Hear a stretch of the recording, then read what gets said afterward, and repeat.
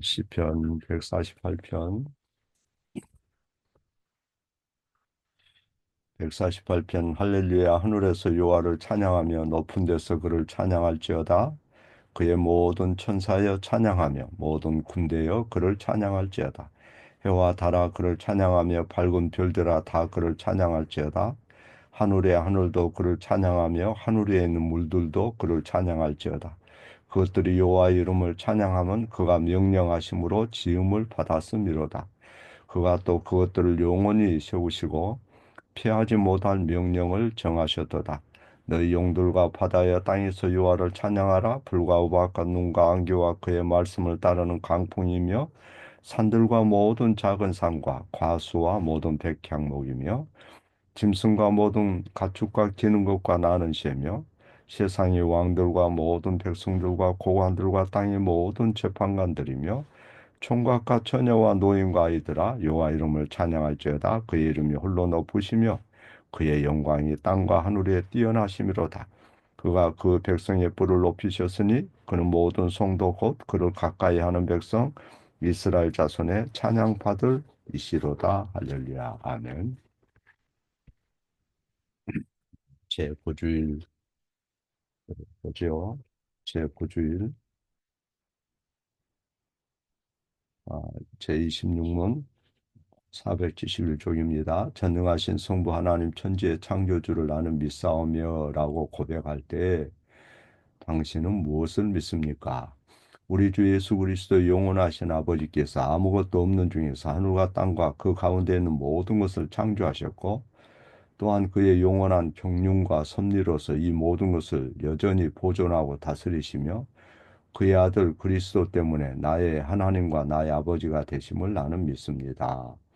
나는 그를 전적으로 신뢰하기에 그가 내 몸과 영혼에 필요한 모든 것을 채워주시며 이 눈물골짜기 같은 세상에서 당하게 하시는 어떠한 악도 합력하여 선을 이루게 하실 것을 조금도 심지 않습니다. 그는 전능하신 하나님이기에 그리하실 수 있고 신실하신 아버지이기에 그리하기를 원하십니다.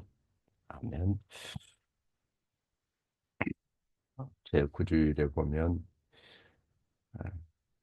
나는 전능하신 하나님 아버지 하늘과 땅의 창조주를 믿습니다라고 이렇게 할 때 당신이 믿는 것은 무엇입니까? 전능하신 전능하사 천지를 만드신 하나님 아버지를 내가 믿사오며 이렇게 고백하죠. 사도신경에서 그렇게 고백하죠. 그럴 때 당신이 그 고백에서 믿는 것은 무엇이냐 이 말이에요. 답의 그 끝부분에 보면 하나님은 우리에게 신실하신 아버지십니다. 이거를 믿는다는 거죠. 신실한 아버지라는 것은 무엇보다도 언약에 신실하신 그러니까 우리가 맺은 언약을 준수하시는 그 신실하신 하나님을 가리키는 거죠. 전능하신 하나님은 우리 아버지가 되시겠다고 약속하셨어요. 우리가 주목해야 하는 것은 하나님 아버지께서 우리의 아버지가 되셨다는 사실이에요. 우리의 아버지는 전능하시고 신실하시다. 전능하시고 신실하시다. 그래서 26문에 보면 우리 주 예수 그리스도의 영원하신 아버지 곧 무에서 하늘과 땅과 그 안에는 모든 것을 창조하시고 영원한 경륜과 섭리로 그것들을 여전히 붙드시고 다스리시는 분이 그분의 아들 예수 그리스도 때문에 나의 하나님과 나의 아버지가 되심을 믿습니다. 이렇게 되어 있어요. 한마디로 하나님 아버지는 나의 아버지이시고 그리스도를 통해서 나의 아버지가 되셨습니다 하고 우리는 믿고 고백하는 거죠. 타락후에 모든 사람이 하나님을 아버지라고 더 이상 부를 수 없게 되었어요. 그래서 예수님께서 믿지 않은 유대인들을 향해서 뭐라 했습니까? 너희는 너희 아비 마귀에게서 났다. 요한복음 8장 44절에 그렇게 말씀합니다. 그런데 우리는 어떻게 을에 하나님이 나의 아버지가 되었는가 할 때, 하나님께서 우리를 그분의 자녀로 입양하게 된 것은 예수 그리스도를 통해서만 그렇게 되는 거예요. 예수 그리스도를 통해서만 영원하고 전능하신 하나님 아버지에 관한 모든 것이 우리에게 복음이 되는 것입니다. 전능하신 하나님 아버지가 나의 아버지가 되셨다는 이 고백은 우리의 구원에 대한 전부고 핵심인 거죠. 전능하신 하나님이 나의 아버지가 되셨다. 이것처럼 놀랍고 이것처럼 기쁜 건 없어요. 하나님을 우리 아버지로 받는 것은 그분의 소유 하늘과 땅에 있는 모든 그분의 그 보화 이런 것을 다 받는 거예요. 언약에서 하나님은 자신을 우리에게 약속하셨고 또 하나님 자신이 우리의 기업이 된 거죠. 따라서 다윗은 기도할 때 하늘에서 주 외에 누가 내게 있으리요 땅에서는 주밖에 나의 사모할 자 없나이다. 하나님은 나의 영원한 분깃이십니다. 이렇게 고백합니다. 시편 73편 25절 이하에 16편 2절에서도 다윗이 내가 여호와께 아뢰되 주는 나의 주시오니 주밖에 나의 복이 없다 하였나이다 그랬고 같은 그 시편 16편 5, 6절에도 여호와는 나의 기업의 분깃이시오 내 잔의 소득이시오니 주께서 나의 분깃을 지키시나이다. 내게 줄로 재어준 구역은 아름다운 곳이 있으며 나의 기업이 실로 아름답도다. 이렇게 고백을 합니다. 그래서 다윗은 자기 기업이 무엇인지를 잘 알았어요. 자기가 상속할 목이 무엇인지 그리고 그를 기뻐합니다. 어떤 기업이 다윗에게 할당되었죠?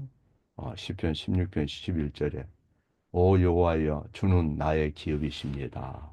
주님이 자기 기업이라고 그래요. 우리에게도 마찬가지죠.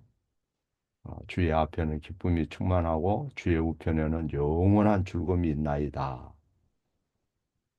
여기 보면 시편 16편에 보면 다윗의 상황이 매우 안 좋았어요. 잘못된 것처럼 보이고 그 상황이 하나님의 전능하신가는 모순된 것처럼 보였어요. 그런데 다윗은 무슨 생각을 하고 있느냐? 다윗은 주는 나의 기업이고 주의 앞에는 기쁨이 충만하고 주의 우편에는 영원한 즐거움이 있나이다. 이렇게 고백을 했어요. 그러면 다윗이 뭔가 생각이 모자란 사람인 거예요. 다윗의 상황이 굉장히 안 좋고 절망적이고 죽음 직전에 있었다 이 말이에요. 그 내용을 보면. 그런데 다윗은 그렇게 고백해요. 주는 나의 기업이고 주의 앞에는 기쁨이 충만하고 주의 우편에는 영원한 즐거움이 있나이다. 그럴 때 다윗이 뭔가 상황 판단을 잘못한 거예요? 아니면 다윗의 생각이 뭔가 한쪽으로 치우치거나 모순된 거예요? 우리는 늘 생각하기를 나의 환경은 지금 뭔가 잘못되고 있다. 어? 그러니 하나님의 전지전능하신가 이게 뭔 상관이야? 하나님의 전지전능하신가 안 맞는 것 같은데 예를 들어서 어디 비행장에 안타까운 사고 소식이 들렸어요. 비행기가 아, 이 벽에 박아서 많은 사람이 희생자가 나요. 참, 그 있어서는 안 되는 일이고 슬픈 소식이죠. 안타까운 일이에요. 유족들이 얼마나 마음이 아프겠어요. 그럴 때 우리는 하나님은 전지전능하다고 그러는데 이게 도대체 뭐지? 이렇게만 생각해 버려요. 마치 하나님의 전지전능하신가 모순되는 것처럼. 이게 무정부 상태로 되어가는데 국회가 저렇게 계속 저러면 어떻게 되지? 물론 인간들은 참 악해요. 예를 들어서 국무위원들 11명 이하가 되잖아요. 그러면 이제 정부가 없어지는 거예요. 그러면 국회가 이제 국회의장과 국회의원들이 발표하는 게 법이 돼버려. 법률이 돼. 이제 그렇게 몰고 가려고 하는 그 의도가 보여요. 예? 자기들 의도대로 안 되면 뭐 나라고 뭐고 다 그냥 망가뜨려 버린 거죠. 그러면 국가 신뢰도가 뚝 떨어져서 경제가 폭망하는 거죠. IMF는 저리 가라가 되는 거죠. 누가 만약에 안보가 무너진 걸 지킵니까? 그럴 때 어떻게 우리 상황이 이렇게 될 수 있나? 어떻게 하나님은 사랑과 긍휼의 하나님이라고 그랬는데 어떻게 상황이 일어나? 하나님은 전지전능하지 못한가 봐. 모든 것이 잘못되어 가고 있잖아. 우리에게 시련이 오잖아. 고난이 오잖아. 나라가 망해가잖아. 내 인생이 망쳐가잖아. 어? 절망스러운 이런 상황과 하나님의 전능하심은 무관한가 봐. 하나님의 전능하심은 우리의 상황과 모순되잖아. 뭐 이렇게 생각해 버린다 이 말이야, 사람은. 그런데 다윗은 하나님께서 어, 자신의 기업이다 그래요. 무엇을 다윗이 그런 상황 속에서 기뻐했느냐? 하나님께서 자신의 아들로 입양했고 자신이 하나님의 상속자가 되었다는 것을 잊지 않고 기뻐합니다. 이게 신앙이 있고 없고의 차이예요. 에베소서 1장 5절, 11절, 14절, 16절 거기 보면 18절 보면 거기 보면 하나님의 이 입양과 상속에 대해서 쭉 얘기를 해요. 하나님의 그 전지전능하심이나 하나님께서 우리에게 주신 것은 우리가 생각할 수 없는 평소에 상상할 수도 없는 것들이에요. 인간은 그걸 이해를 잘 못하는 거예요. 그래서 에베소서 1장 6절, 12절, 18절에도 보면 하나님의 그 영광에 대해서 얘기해요. 그 영광이 얼마나 부유한지. 예? 그 영광이 완전히 드러날 날을 향해서 역사는 진행되고 있어요. 우리에게 주어진 그 기업, 상속, 유산이라고도 하죠. 그것이 얼마나 광대한지. 예, 하나님 아버지를 우리의 아버지로 우리가 영접한 것이 얼마나 놀라운 것인지, 영원하신 그분이 전능하신 그 아버지가 내 아버지가 되었다는 것이 지금은 실감이 안 나니까 사람은 자꾸 자기 상황과 하나님의 전지전능하심을 비교하려고 그래요. 뭔가 모순되는 것 같은데 이게 뭔 상관이지? 하나님은 전지전능하다고 그랬는데 상황이 이렇게, 내 상황이 왜 이렇게 안 좋지? 내 나라가 왜 이러지? 왜 그 무고한 사람들이 그렇게 어려움을 당하지? 이런 식으로만 몰고 간다 이 말이죠. 예? 그래서 우리가 자 사도신경에서 어, 전능하사 그 말 첫 마디가 그죠? 전능하사 천지를 만드신 하나님 아버지를 내가 믿사오며 고백할 때 이것은 그리스도를 통해서 그분이 나의 아버지가 되었다는 사실을 우리가 고백하는 거잖아요. 이것이 구원의 핵심이고 전부다. 왜 복음이 이디하냐, 놀랍냐. 그부 전지전능하신 하늘과 땅을 만드신 분이 내 아버지가 되었다는 것 때문에 우리는 그 부요, 그 이디야, 하나님의 선하심, 거룩하심, 전능하심 이것을 우리는 어, 믿는 거죠. 믿는 자에게 큰 약속이 주어지는 거예요. 하나님의 그 놀라운 어미와 영광이 그 영화롭고 찬란한 놀라운 그분의 것이 우리의 보화가 된다. 근데 그것을 인간은 타락 이후에 하나님과 분리되었기 때문에 하나님의 영광에 대한 사모하는 이런 것이 많이 없어져 버렸어. 상실되어 버렸어. 그래서 우리가 믿는 하나님은 전능하신 하나님이다.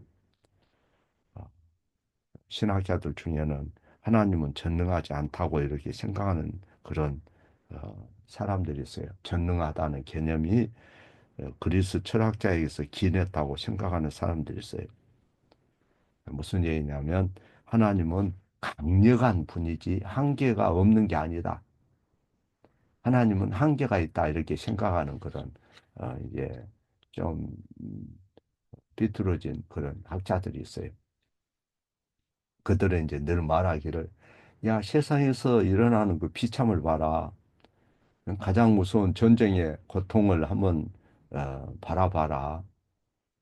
하나님이 전능하시고 긍휼이 많고 사랑이 많다는 그런 일이 일어나갔어? 뭐 이런 식으로 나오는 거예요. 그리고 자기들이 그 질문을 해놓고 자기들이 어, 이 대답을 해요. 사랑의 하나님은 그런 비참과 고통을 절대 허락하지 않을 거야. 그러고는 자기들 나름대로 결론을 내려버려요. 하나님은 그것을 막을 수 없으니까 이런 일이 일어나지. 뭐 이런 식으로. 왜 전능하지 않다는 거죠. 음.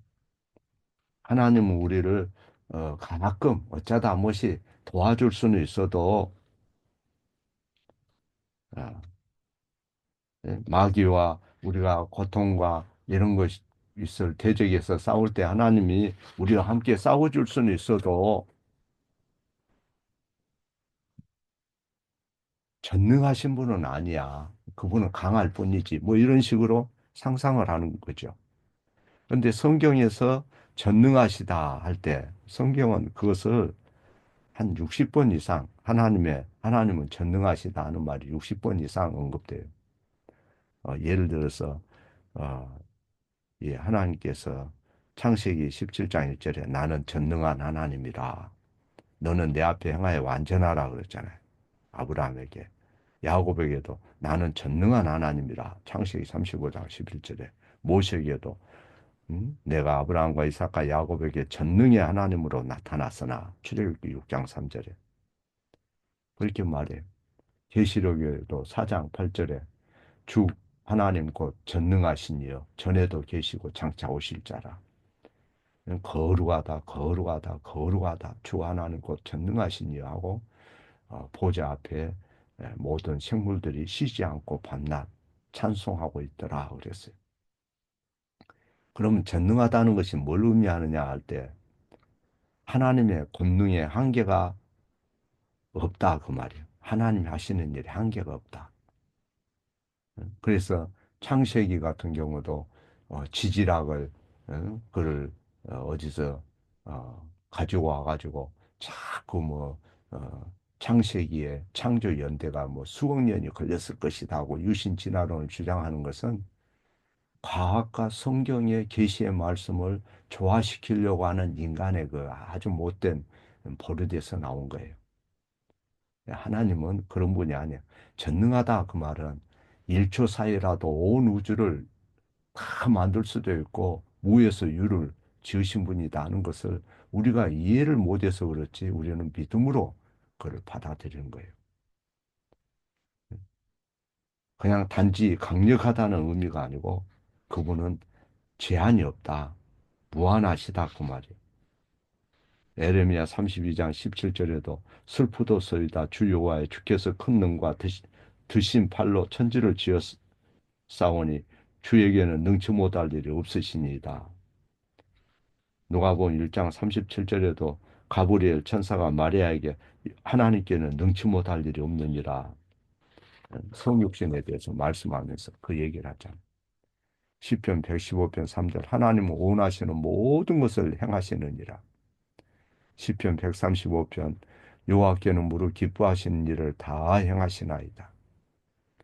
이사야 46편 나는 하나님이라 나 같은 이가 없느니라. 나는 종말을 처음부터 구하며 아직 이루지 아니한 일을 예적부터 보이고 이르기를 나의 모략이 설 것이니 내가 나의 모든 기뻐하는 것을 이루리라.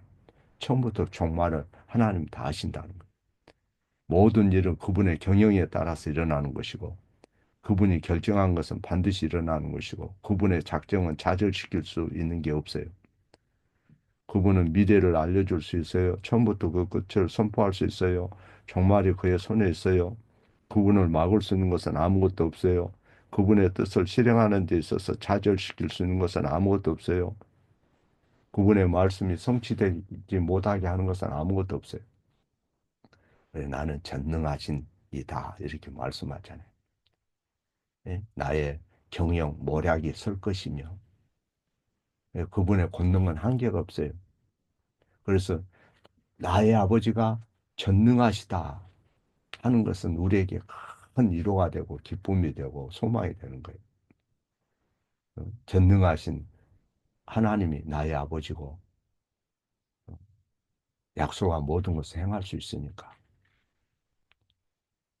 그런데 문제가 뭐라고요? 우리 마음이 문제죠. 믿음이 없는 게. 우리의 상황에 전능하심이 모순되는 것처럼 종종 생각하는 게 문제예요. 세상 살다 보면 가혹한 현실과 고통을 내가 이겨내야 할 때가 있어요. 모든 환경이 실망스럽고 어, 모든 환경이 나를 버린 느낌이 들 때가 있고 모든 것이 잘못되어 가고 있는 그런 생각이 들 때가 있다 이 말이죠. 시련이나 고난을 보고 우리는 아, 내 인생 망했네. 내 나라 망했네. 내 회사가 망했네. 아, 하나님은 전지전능하다고 그랬는데 이게 뭐람? 이렇게 생각한다는 인간은. 그래서 하나님의 전능하신 그 권능이 내 현실과 상관이 없는 것처럼 우리는 쉽게 그거를 판단해 버려요.